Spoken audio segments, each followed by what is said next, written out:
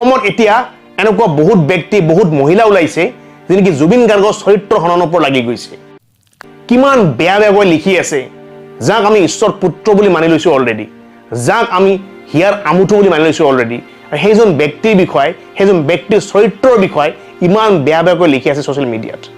গাৰ্গক অমৃতপ্ৰভা মহন্তই ৰাতি কেইপেক মদ খাব দিছিলে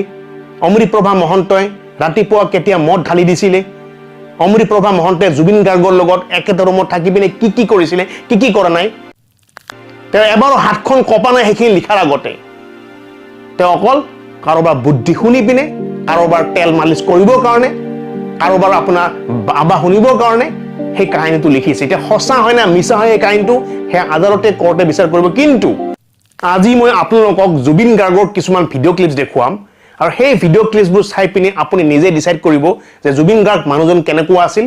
জুবিন গাৰ্গৰ মহিলাৰ প্ৰতি কেনেকুৱা আচৰণ আছিল জুবিন গাৰ্গৰ মহিলাৰ প্ৰতি কেনেকুৱা চিন্তাধাৰা ভাৱভংগী আছিল আপুনি নিজে ডিসাইড কৰিব A man become blind